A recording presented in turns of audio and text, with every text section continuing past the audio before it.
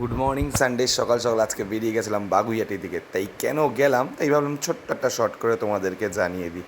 কিন্তু শর্টটা যে করব, যে পরিমাণে গরম বাইরে পড়েছে, সিরিয়াসলি গাড়ি এসিও কোনোভাবে কাজ করছে না।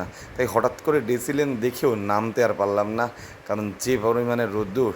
আর এই পাশে আবার এয়ারপোর্টের কাজবাজগুলো প্রায় শেষ হয়ে গেছে, পুরো ফাঁকা, কেউ কোনো একটা লোক পর্যন্ত নেই। চারিদিকটাই টোটালটা ফাঁকা দেখতে পাচ্ছ। তাই এয়ারপোর্টের ভেতর দিকের রাস্তাটা দিয়ে আমরা ভাবলাম একটা ক্যাব বুক করে নিই। তাই ক্যাবে করে এয়ারপোর্ট থেকে সোজা বেরিয়ে এসে দমদম 1 নম্বরে এসে উঠলাম। দমদম 1 নম্বর থেকে ওখান থেকে আমরা বাগুইয়াটি বেরিয়ে গেছি। আর ওখানে গেলেই বুঝতে পারবে আমরা আজকে বাগুইয়াটি কিসের জন্য গেছিলাম। অ্যাকচুয়ালি আমরা এসেছিলাম আজকে যাওয়ার শোরুমে। তোমরা সবাই জানো আমারও একটা যাওয়া বোবার আছে। তো যাওয়া বোবারটা আমার অনেক দিন ধরেই কুলিংয়ের প্রবলেমের জন্য পড়ে রয়েছে এই শোরুমে। তো ওরা সার্ভিস করে টোটালি আজকে ঠিক করে দিয়ে আমাকে কালকে রাতে কল করেছিল যে আপনি আজকে গাড়ি ডেলিভারি নিতে পারবেন। তাই ভাবলাম যে আজকে গাড়িটা ডেলিভারি নিয়ে নিই, সানডেও আছে, ছুটিও আছে।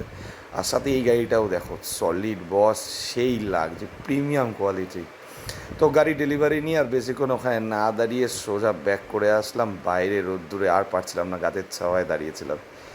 অনেক দিন পরে গাড়িটা হাতে পেয়ে বেশ মজা লাগছিল গাড়িটা চালাতে, অনেক দিন পর। আর দুপুরবেলা চোর খিদেও পেয়েছে, সোজা চলে আসলাম আমিনিয়াতে। এটা তো 1929 সাল দেখালো। দুজনেই খিদেতে প্রচণ্ডভাবে কাহিল হয়ে গেছিলো, এক এক গরম তারপরে খিদেতে। বিরিয়ানি আসার পরে আমি আর সহ্য করতে পারছিলাম না। মটনের পিসটাও বেশ ভালো ছিল, তাই খেয়ে টেয়ে নিলাম। খেয়ে দিয়ে বেরিয়ে সোজা আবার বাইক নিয়ে এই সেই রোদ্রের মধ্যে, এর মধ্যে দেখলাম বাস আর প্লেনের একটা সুন্দর রেস চলছিল।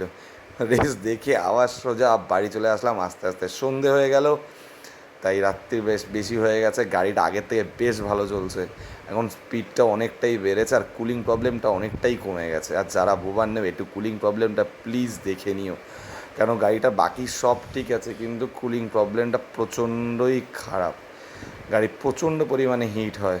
So after long journey at least back to home. গাড়িটা অনেকদিন পর বাড়িতে দেখে আমার বেশ ভালো লাগছে। আজকে আমারও ঘুমটা বেশ ভালো হবে। আপনারাও ঘুমিয়ে পড়ুন। গুড নাইট, শুভরাত্রি।